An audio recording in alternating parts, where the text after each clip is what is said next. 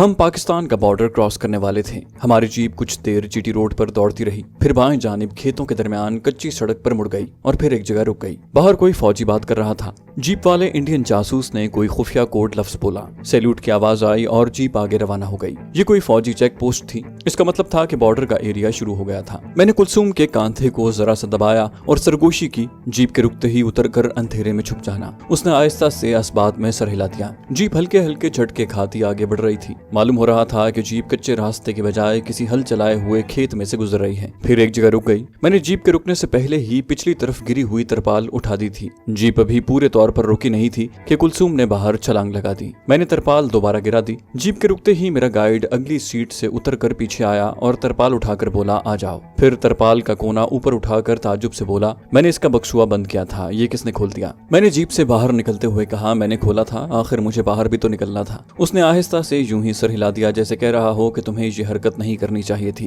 وہ ایک کھیت کے کنارے چلنے لگا۔ میں اس کے پیچھے پیچھے چل رہا تھا۔ ظاہر ہے میرے پیچھے پیچھے مناسب فاصلے پر کلثوم بھی چلی آ رہی تھی۔ وہ اندھیرے میں تھی اور دو ایک بار گردن موڑ کر دیکھنے میں بھی مجھے دکھائی نہ دی۔ پگڈنڈی پر اگی ہوئی شبنمی گھاس سے میری شلوار کے پائنچے بھیگ گئے تھے۔ آگے جا کر کھیت ختم ہو گئے اور بنجر علاقہ شروع ہو گیا۔ بارڈر ایریا تھا۔ میں اس قسم کے سرحدی علاقے سے خوب مانوس تھا۔ اگرچہ وہ علاقہ نہیں تھا جہاں سے کبھی میں کرونڈی اسمگلر کے ہمراہ بارڈر کراس کیا کرتا تھا، لیکن یہ اس سے ملحقہ علاقہ تھا۔ اس وقت مجھے ایک ہی تشویش تھی کہ کہیں کلثوم ہمارا سراغ نہ کھو دے۔ کھلی جگہ پر سردی زیادہ محسوس ہو رہی تھی۔ میرا ساتھی آگے آگے چلا جا رہا تھا۔ وہ کوئی بات نہیں کر رہا تھا۔ میرے لیے بھی اس کی خاموشی ہی مفید تھی۔ مجھے معلوم تھا کہ وہ خود بارڈر کراس نہیں کروائے گا، بلکہ کسی ایسے اسمگلر کے حوالے کرے گا جو بھارتی بارڈر پولیس کے ساتھ ملے ہوتے ہیں اور ایک دوسرے کے کام آتے ہیں۔ میں اسی لمحے کا انتظار کر رہا تھا۔ کچھ فاصلے پر اندھیرے میں ایک کوٹھڑی نظر آ گئی۔ میرے گائیڈ نے مجھے وہیں رکنے کا اشارہ کیا اور خود کوٹھڑی کی طرف چلا گیا۔ اس کے جاتے ہی میں نے اندھیرے میں مڑ کر دیکھا، ایک انسانی سایہ تاریکی میں سرکنڈوں کے پاس کھڑا تھا۔ یہ کلثوم تھی۔ وہ صورتحال کی نزاکت کو پوری طرح سمجھ کر عمل کر رہی تھی۔ مجھے رکتا اور میرے گائیڈ کو کوٹھڑی کی طرف جاتا دیکھ کر وہ بھی رک گئی تھی۔ کوئی 5 منٹ بعد جاسوس واپس آ گیا۔ کہنے لگا، سامنے والی کوٹھڑی میں 2 سکھ بیٹھے ہیں، انہیں تمہارے بارے میں بتا دیا گیا ہے، وہ تمہیں اپنی حفاظت میں بارڈر کراس کروا کر پاکستان پہنچا دیں گے۔ یہ کہہ کر وہ میرے جواب کا انتظار کیے بغیر تیز تیز قدموں سے چلتا اندھیرے میں غائب ہو گیا۔ میں سرکنڈوں کی اوٹ میں ہو گیا۔ مجھے کلثوم کا انتظار تھا اور اسے ساتھ لے کر اسمگلروں کی کوٹھڑی میں جانا چاہتا تھا۔ کلثوم میرے گائیڈ کو واپس جاتے دیکھ کر میرے قریب آ گئی۔ میں نے اسے ہدایت کی کہ میرے ساتھ رہے اور تھوڑی دیر کے لیے میری بیوی جوگندر بنی رہے۔ یہ بات میری اسکیم میں شامل تھی۔ مجھے معلوم تھا کہ بھارتی پنجاب میں سکھ عورتیں بھی شلوار قمیص پہنتی ہیں۔ مجھے اسمگلروں کے لالچی مزاج کا بھی تجربہ تھا، چنانچہ میں نے 1000 روپے کے نوٹ اپنے پاس رکھ لیے تھے۔ کلثوم نے سہمی ہوئی آواز میں کہا، آپ جس طرح کہیں گے ویسے ہی کروں گی۔ میں نے اسے ہدایت کی کہ وہ زیادہ بات نہ کرے، خاموش رہے، میں بات کروں گا۔ کلثوم کا معاملہ بھارتی انٹیلیجنس والوں کے سامنے پیش کرنے کا خطرہ مول نہیں لے سکتا تھا، جبکہ اسمگلروں کو روپے کا لالچ دے کر راضی کر سکتا تھا۔ خطرہ اس میں بھی تھا، لیکن اس خطرے سے میں نمٹ سکتا تھا۔ میں کلثوم کو ساتھ لے کر کوٹھڑی کی طرف بڑھ گیا۔ یہ ایک کچا سا کوٹھا تھا جس کا دروازہ نیم وا تھا۔ اندر لیمپ کی روشنی پھیلی تھی۔ میں نے دروازے پر آہستہ سے دستک دے کر کہا، میں کرنل منی ہوں۔ میرا فوجی گائیڈ اندر بیٹھے اسمگلروں کو میرے بارے میں یہی نام بتا کر گیا تھا۔ اندر سے آواز آئی، آ جاؤ جوان۔ میں کلثوم کو لے کر کوٹھڑی میں داخل ہو گیا۔ باہر ٹھنڈ تھی مگر کوٹھڑی کا ماحول نیم گرم تھا۔ فضا میں دیسی دارو کی بو پھیلی ہوئی تھی۔ 2 موٹے تازے سکھ آمنے سامنے چارپائیوں پر کھیس اوڑے بیٹھے ہوئے تھے۔ درمیان میں کھوکھے پر تانبے کے گلاس پڑے تھے۔ ایک لیمپ چل رہا تھا۔ انہوں نے میرے ساتھ کلثوم کو دیکھا تو اسے دیکھتے ہی رہ گئے۔ ایک پہلوان قسم کے سکھ نے اپنی مونچھوں کو مروڑتے ہوئے پنجابی میں کہا، کرنل صاحب NOV اسمگل کرنا ہے۔ میں نے کہا، یہ میری بیوی جوگندر کور ہے۔ 2 دن ہوئے جالندھر سے ہمارے سکھ بھائیوں کا ایک جتھا پاکستان ننکانہ صاحب کی یاترا کے لیے گیا تھا۔ میری بیوی جوگندر کور کا نام بھی اس جتھے میں شامل تھا، مگر عین وقت پر یہ پیچھے رہ گئی اور ریلوے اسٹیشن پر نہ پہنچ سکی۔ اب یہ اسی دن سے امرتسر میں بیٹھی رو رہی تھی کہ مجھے ننکانہ صاحب لے چلو، چنانچہ میں اسے اپنے ساتھ لے آیا ہوں۔ اسے لاہور سے ننکانہ صاحب والی گاڑی میں بٹھا دوں گا، یہ خود ہی جتھے کے ساتھ واپس امرتسر آ جائے گی۔ میں نے اتنی تیزی سے یہ من گھڑت کہانی سنائی کہ سکھ میرا منہ تکتے رہ گئے۔ دوسرا سکھ بولا، لیکن کرنل صاحب، ہمیں تو صرف آپ کو بارڈر کراس کروانے کے لیے کہا گیا ہے، آپ کی بیوی کو نہیں۔ میں نے چارپائی پر بیٹھتے ہوئے کہا کہ مجھے معلوم ہے، مگر میں آپ کی خدمت کر دوں گا۔ میں نے جیب سے کچھ نوٹ نکال کر سکھ کے آگے رکھ دیے۔ انہوں نے ایک دوسرے کی طرف دیکھا، پھر پہلوان سکھ بولا، یہ روپے کم ہیں، ہمیں دگنا خطرہ مول لینا پڑے گا۔ میں نے کہا، تم مجھے کوئی سودا دے دو، میں پاکستان جا کر تمہارے کسی آدمی کو پہنچا دوں گا، تمہاری رقم وہاں محفوظ ہو جائے گی۔ میں خوب جانتا تھا کہ یہ اسمگلر ایسا ہی کام کرتے ہیں، اگر خود پھیرا نہ لگائیں تو مال کسی کے ہاتھ بھیج دیتے ہیں اور پھر کسی روز خود جا کر رقم وصول کر لیتے ہیں۔ یوں وہ بارڈر کراس کرنے کے خطرے سے بھی محفوظ رہتے ہیں۔ یہ بات پہلوان سکھ کی عقل میں آ गई। उसने मूछें मरोड़ कर कहा, ठीक है जवान, हमारा माल लेकर रेलवे स्टेशन के पास बरकत होटल वाले को दे देना। उसने उठकर अलमारी में से प्लास्टिक का एक थैला निकाला जिसमें कपड़े की 2 थैलियां बंद थी। इनमें कस्तूरी और जाफरान है। फिर उसने मुझे बरकत होटल वाले का पता बता दिया। कुलसुम चादर में मुंह सर ढांपे खामोशी से मेरे साथ चारपाई पर बैठी थी। मैंने प्लास्टिक का थैला अपने पास रख लिया और उन्हें यकीन दिलाया कि उनकी अमानत बाहिफाजत पहुंचा दी जाएगी। ये स्मगलर वैसे भी किसी हद तक मुझसे दबे हुए थे क्योंकि मैं इंटेलिजेंस का आदमी था और फौज का खुफिया महकमा मुझे उनकी वसातत से खुद पाकिस्तान स्मगल करवा रहा था। एक सिख तो वहीं बैठा रहा, दूसरा पहलवान टाइप का सिख मेरे वहां पहुंचने के कोई निस्फ घंटे बाद उठा और मुझे और कुलसुम को लेकर बॉर्डर पार करवाने के लिए चल पड़ा। हमारे चारों तरफ हू का सा आलम तारी था। रास्ते में कहीं खेत आ जाते और कहीं वीराना शुरू हो जाता। उस इलाके से मैंने पहले कभी बॉर्डर क्रॉस नहीं किया था। पहलवान सिख आगे आगे चल रहा था। एक जगह वो मेरी तरफ देखकर बोला, कर्नल साहब, तुम इतनी छोटी उम्र में कर्नल कैसे बन गए? फिर तुमने मुसलमानों वाली शक्ल बना रखी है। मैंने कोई जवाब न दिया।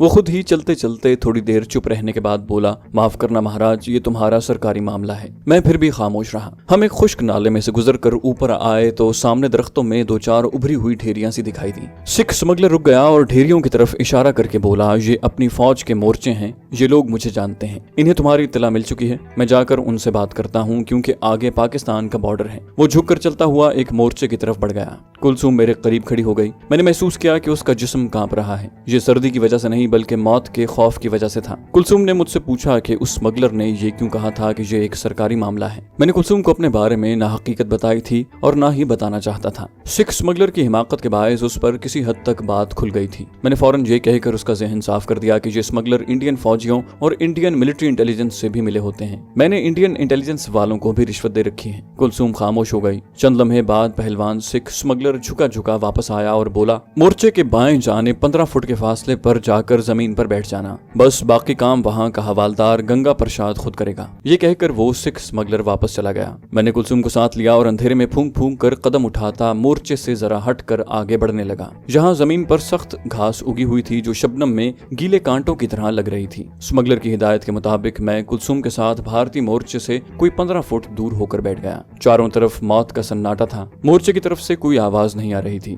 दूर किसी जीप के गुजरने की आवाज सुनाई दी। ये पाकिस्तान या इंडिया की गश्ती पार्टी थी जो रात के वक्त सरहद के साथ साथ घूम रही थी। जब ये आवाज दूर जाकर गायब हो गई तो मुझे मोर्चे में से एक इंसानी साया अपनी तरफ आता दिखाई दिया। ये हवालदार गंगा प्रसाद था। उसने खिलते हुए सब्ज रंग की वर्दी पहन रखी थी। उसके कांधे से राइफल लटक रही थी। करीब आकर वो भी जमीन पर बैठ गया। अंधेरे में उसकी प्याजी आंखें किसी खूंखार बिल्ले की आंखों की तरह चमक रही थी। कर्नल साहब, रास्ता साफ है। पेट्रोल पार्टी दूर निकल चुकी है। सामने जो आधे फरलांग का मैदान है उसे भाग कर पार कर जाओ। आगे पाकिस्तान शुरू हो जाएगा। एक ऊंचा टीला आएगा, उसके साथ खुश्क दरिया शुरू हो जाता है। वो बात करते करते अचानक रुक गया। उसने गर्दन एक तरफ करके मेरे पीछे गठड़ी बनी कुलसुम को देखा और पूछा, ये कौन है? मेरा ख्याल था कि सिख स्मगलर ने कुलसुम के बारे में उसे बताया होगा, मगर उसने ऐसा नहीं किया था। जब मैंने हवालदार गंगा प्रसाद को बताया कि ये मेरी बीवी जोगिंदर कौर है और ननकाना साहब वाले जत्थे से रह गई है, ये जत्थे के साथ अपने आप वापस आ जाएगी। हवालदार की गर्दन तन गई। हमें 2 आदमियों को नहीं, 1 आदमी को बॉर्डर क्रॉस कराने का ऑर्डर मिला है। हमें सूबेदार साहब को रिपोर्ट करनी पड़ेगी। सूबेदार को रिपोर्ट करने का मतलब ये था कि मेरा राज तश्तसबाम हो जाएगा। सारे किए किराए पर पानी फिर जाता और मैं अलग गिरफ्तार हो जाता। मैंने थैला रख कर दबी जबान में हवालदार से कहा, इसमें से उसको भी हिस्सा मिलेगा। वो बोला, हमें सूबेदार साहब को रिपोर्ट करनी पड़ेगी। हम रिपोर्ट करने जाता है, तुम इधर ही ठहरेगा। वो हरियाणे का जांगली था। फौरन अपने सूबेदार को रिपोर्ट करने के लिए मुड़ा। मोर्चा वहां से 15-20 फुट के फासले पर था, मगर हमारी तरफ मोर्चे की पुश्त थी और वहां गहरी खामोशी और अंधेरा था। मैंने सूरत हाल का जायजा लिया और फैसला कर लिया कि मुझे क्या करना है। हवालदार यूं ही घूमा, मैं अपनी जगह से बगैर आवाज के उछला और दूसरे ही लम्हे हवालदार जमीन पर गिरा हुआ था और उसकी गर्दन मेरे आहनी पंजों में जकड़ी हुई थी। सिर्फ एक बार खरखर की आवाज आई। उसने मेरी गिरफ्त से निकलने के लिए अपने जिस्म को पूरी ताकत से उछाला, लेकिन उसकी गर्दन मेरी गिरफ्त से न निकल सकी। दूसरे ही लम्हे वो बेजान हो चुका था। कुलसुम थर थर कांप रही थी। मैंने हवालदार की लाश पीछे घसीट ली और कुलसुम को पीछे आने का इशारा किया। हवालदार की राइफल मेरे कांधे से लटक रही थी और मैं उसे झुककर अंधेरे में घसीटता निस्फ फरलांग का बॉर्डर एरिया क्रॉस कर रहा था। कुलसुम मेरे पीछे तेज तेज दौड़ रही थी। मैं जितनी तेजी से चल सकता था लाश लेकर वहां से निकल गया। दूसरी जानिब सफेद रंग की छोटी छोटी बुर्जियां बनी हुई थी। ये पाकिस्तानी बॉर्डर की लकीर थी। हम पाकिस्तान का बॉर्डर क्रॉस कर गए। सामने टीला आ गया। उसके पहलू में दरिया था जिसका पार्ट खुश्क था, ये रावी था। मैं हवालदार की लाश घसीटते हुए थक गया था। यहाँ कहीं न कहीं पाकिस्तानी मोर्चे भी हो सकते थे, मगर मुझे ऐसी जगह से सरहद पार कराई गई थी जो पाकिस्तानी बॉर्डर फोर्स के 2 मोर्चों के दरमियान वाक़ थी। दरिया में टीले के साए में किनारे किनारे सरकंडे उगे हुए थे। लाश को काफी आगे ले जाकर मैं रेत पर लेट गया। कुलसूम भी मेरे साथ ही सिमट कर बैठ गई और बोली, ये आपने क्या किया? इस लाश को कहाँ ले जाएंगे? मैंने उसे खामोश रहने का इशारा किया। फिर हवालदार की राइफल से सरकंडों के करीब ही दरिया की गीली और नरम रेतली जमीन खोद कर एक गड्ढा बनाया और लाश उसमें डालकर रेत से गड्ढा पुर कर दिया। मैं हवालदार की लाश को भारतीय बॉर्डर के एरिया में नहीं छोड़ना चाहता था। जाहिर है उसकी कंपनी के आदमियों को उसकी लाश मिल जाती और मोर्चे में सब इसी नतीजे पर पहुंचते कि उसे मैंने हलाक किया है। ये बड़ी खतरनाक बात होती। चुनाचे मैंने लाश को पाकिस्तानी इलाके में दफन कर दिया। जब दरिया में पानी आएगा तो लाश बहकर आगे निकल जाएगी। अगर जंगली दरिंदों ने लाश को बाहर भी खींच लिया तो भी पाकिस्तानी बॉर्डर फोर्स वाले यही समझेंगे कि ये इंडियन हवालदार गैर कानूनी तौर पर पाकिस्तानी सरहद में दाखिल हो गया था और इसी वजह से मारा गया है। मैंने कुलसुम को साथ लिया और दरिया के ऊंचे किनारे की ओट में आगे बढ़ना शुरू कर दिया। आसमान सितारों से भरा हुआ था। सर्दी खूब पड़ रही थी। आसमान के मशरकी किनारों पर नीली रोशनी का गुबार उभरना शुरू हो गया था। गोया रात ढल रही थी और पौ फटने वाली थी। मेरे एक हाथ में जाफरान और कस्तूरी वाला थैला था। अपनी कराकली टोपी मैंने बगल में दबा रखी थी। जब हम काफी आगे जाकर दरिया के खुश्क पार्ट से निकलकर किनारे के सरकंडों में पहुंचे तो मैंने टोपी पहन ली। अब हम पाकिस्तान की सरजमीन पर थे। मैंने कुलसुम को भी तसल्ली दी कि हम अपने वतन अजीज में पहुंच चुके हैं, मगर वो अभी तक घबराई हुई थी और उससे बात नहीं हो रही थी। हिंदू हवालदार के कहने के मुताबिक आगे जो कच्ची सड़क शुरू हुई थी वो लाहौर छावनी की तरफ जाती थी। एक जानिब से किसी गाड़ी की आवाज सुनाई दी। मैंने कुलसुम को सरकंडों की ओट में खींच लिया। एक फौजी ट्रक गर्द के बादल उड़ाता हमारे करीब से गुजर गया। दफतन दूर किसी गांव की मस्जिद से सुबह की अजान बुलंद हुई। मेरा दिल खुशी से झूम उठा। कुलसुम किबला रूह होकर जमीन पर बैठ गई। उसने खुदा के हुजूर सजदा शुक्र अदा किया। मैंने उसे उठाना चाहा तो वो सिसकियां भरने लगी। उसे अपने माँ बाप याद आ रहे थे जिनकी लाशें बांग्लादेश के किसी नाले में फेंक दी गई थी। हिंदू हवालदार ने ठीक कहा था। कुछ दूर मगरिब की तरफ चलने के बाद हम कच्ची सड़क पर निकल आए। मैंने उस सड़क को पहचान लिया। दोनों जानिब शीशम के दरख्त थे। 2 मंजिला बस हमारे करीब से होकर बॉर्डर वाले आखिरी स्टॉप की तरफ चली गई। एक छकड़ा लाहौर की तरफ जा रहा था जिस पर गोभी लदी हुई थी। कुलसुम ने कहा कि वो थक गई है। वो एक जगह दरख्त के नीचे बैठ गई। मैं 2 मंजिला बस की वापसी का इंतजार करने लगा, लेकिन बस के आने से पहले सड़क पर दिन की धुंधली रोशनी में एक खाली छकड़ा आ गया। मैंने उसे रोक लिया। वो रेलवे स्टेशन की तरफ जा रहा था। मैंने उसे 20 रुपए दिए और कुलसुम के साथ छकड़े में बैठ गया। मैंने छकड़े वाले से सुकूत ढाका के बारे में बात की तो वो फट पड़ा। हमें तो लीडरों ने मरवा दिया, वरना हमारी फौज बहादुरी से लड़ी है। सुकूत ढाका का जख्म ताजा ताजा था। छकड़े वाले पाकिस्तानी के दिल का दर्द सारे पाकिस्तान के दिल का दर्द था। उस मेहनत कश की आवाज सारी कौम की आवाज और सारी कौम का रद्द अमल था। जूं जूं छकड़ा शहर की फजाओं में दाखिल हो रहा था और दिन निकल रहा था, रौनक बढ़ती जा रही थी। लाहौर की फजा मुझे बुझी बुझी सी और उदास लगी। उसकी वजह जाहिर थी। छकड़ा लाहौर रेलवे स्टेशन के अल्लामा इकबाल रोड वाले एक अड्डे पर रुक गया, जहाँ पहले से ही बहुत से खाली छकड़े खड़े थे। मैंने कुलसुम को सहारा देकर उतारा। एक लंबी मुद्दत के बाद मैं अपने शहर लाहौर आया था। मेरा हुलिया ये था कि मेरी फ्रेंच कट दाढ़ी थी तो सर पर जिनाह कैप और पाँव में पिशावरी चप्पल थी। शलवार कमीज पर मैल खोरे रंग की चादर ली हुई थी। मैं शक्ल सूरत से एक मुदब्बर किस्म का स्कूल टीचर लग रहा था। मैंने अपने आप को अपने माँ बाप के बारे में पहले भी नहीं बताया था और अब भी नहीं बताऊंगा। मैं इस बात का तज़किरा भी पसंद नहीं करता कि मैं अपनी मौत की मुहिम से वापस लाहौर आकर अपने घर वालों से मिला या नहीं। ताहम लाहौर की फजा में मुझे एक तरह की अपनायत और सुकून का एहसास हो रहा था। कुलसुम के चेहरे से भी इत्मीनान झलकने लगा। मैं उसे उसके माँ बाप के घर फैसलाबाद ले जाना चाहता था। उसने कहा, यहाँ लाहौर के वसनपुरे में मेरी एक खाला का घर है, मुझे वहाँ पहुँचा दो। कुलसुम की खाला का घर वसनपुरे की एक तंग गली में था। कुलसुम को देखकर पहले तो उसकी खाला सकते में रह गई, फिर चीख मार कर उसे गले लगा लिया। जब उसे पता चला कि ढाका में सब शहीद हो गए हैं तो घर भर में कोहराम मच गया। मैं इस चीखो पुकार से फायदा उठाते हुए वहाँ से खिसक आया। बहरहाल इतना जरूर बता देना चाहता हूँ कि वहाँ से मैं अपने घर चला गया। घर वालों को अपने बारे में क्या बताया, दोस्तों के आगे क्या कहानी बयान की, फ्रेंच कट दाढ़ी मूछ का क्या जवाब पेश किया, ये मैं नहीं बताऊंगा। मैं सिर्फ 2 दिन अपने घर वालों के पास रहा और फिर एक रात कराची जाने का बहाना बनाकर इंटरनेशनल होटल में आ गया। एक गम बुरी तरह खाया जा रहा था। मुझे इंडियन जासूस के भेस में लाहौर में किताबों की एक दुकान खुलवा कर दी जाने वाली थी और लाहौर में मेरे वालिदैन और दोस्त अहबाब भी थे। ये बात कतई नामुमकिन थी कि मैं लाहौर में कोई कारोबार करूं और मेरी जान पहचान वाले मुझे मिलने ना आए। मैं असल में कौन हूँ? मैं कर्नल गुरमीत सिंह से नहीं कह सकता था कि मुझे लाहौर में रहना पसंद नहीं, क्योंकि मेरी पसंद नापसंद की कोई हैसियत ही नहीं थी। अब लाहौर पहुंचकर मैं इस इंतजार में था कि जासूस मुझसे मिले और मैं उससे ये बहाना करूं कि लाहौर का पानी मुझे मुवाफिक नहीं आया, इसलिए मुझे पिंडी में दुकान खुलवा दी जाए। मेरे पास बड़ी खतरनाक अहमियत की अशिया थी। थी। मैंने कोड बुक, ट्रांसमीटर और V2 गोलियां एक कपड़े में लपेट कर बनियान के नीचे अपने कमर के गिर्द बांध रखी थी। लेकिन रात को होटल के कमरे में लेटे लेटे मुझे ख्याल आया कि कम से कम जहरीला सिगार जरूर अपनी जेब में निकाल कर रख लेना चाहिए, किसी वक्त भी खतरा पेश आ सकता है। मुझे मालूम नहीं था कि पाकिस्तान में और खास तौर पर लाहौर में भारत के कितने जासूस हैं और कौन कौन मेरी निगरानी कर रहा है। अगर उन्हें किसी जरिए से ये मालूम हो गया कि मैं हकीकत में लाहौर का बाशिंदा हूँ और पाकिस्तानी मुसलमान हूँ तो वो मुझे हलाक करने में जरा सा भी तौक़ुफ़ नहीं करेंगे। चुनाचे मैंने एक सिगार निकाल कर जेब में रख लिया। मुझे ये सोचकर हंसी आई कि मैं पाकिस्तान में भारतीय जासूस की हैसियत से दाखिल हुआ हूँ। बज़ाहिर मैं बड़ा खतरनाक और अहम तरीन भारतीय जासूस था, लेकिन हकीकत में मुझे पाकिस्तानी इंटेलिजेंस के सरबराह या इदारे के किसी जिम्मेदार रुकन से खुफिया तौर पर मिलकर पाकिस्तान में मसरूफ़ अमल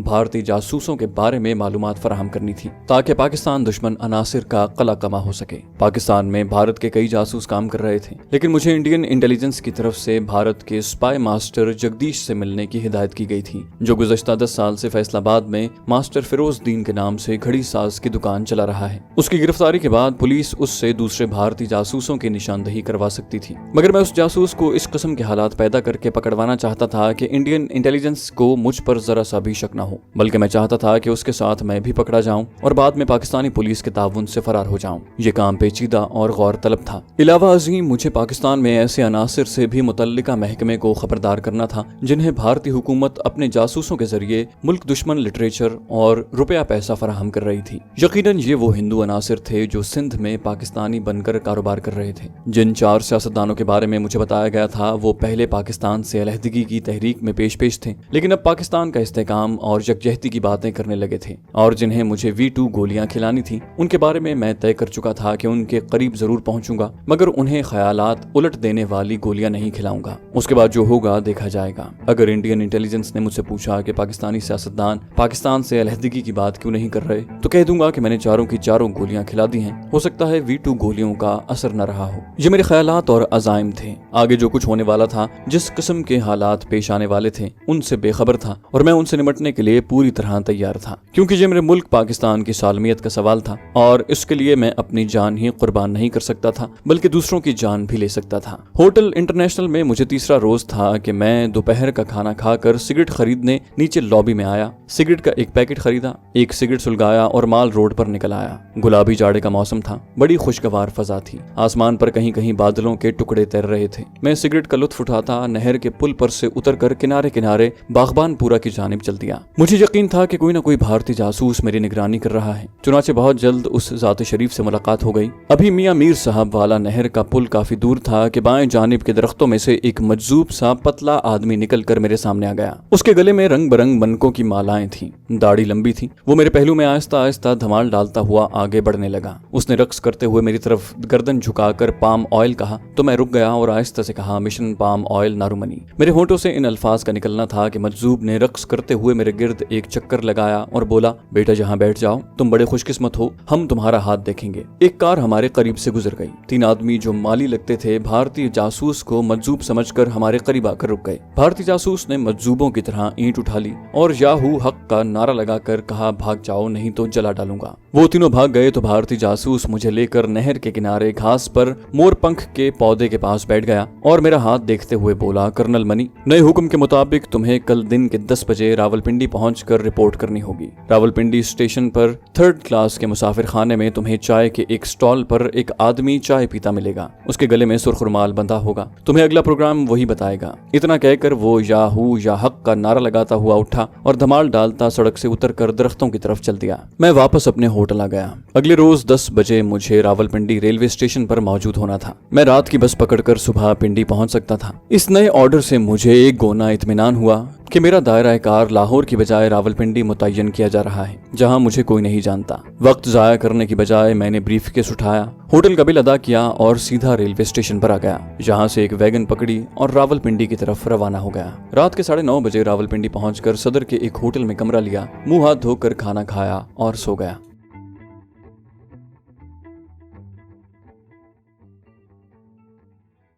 तो दोस्तों, ये थी हमारी आज की एपिसोड। उम्मीद करते हैं आपको हमारी कहानी पसंद आई होगी। जाने से पहले इस वीडियो को लाइक कीजिए और शेयर करना मत भूलिए। कमेंट करके हमें बताइए कि आपको हमारी वीडियो कैसी लगी, और अगर अभी तक आपने इस चैनल को सब्सक्राइब नहीं किया तो इसे सब्सक्राइब कीजिए और बेल आइकन दबाकर ऑल नोटिफिकेशंस ऑन कर लीजिए।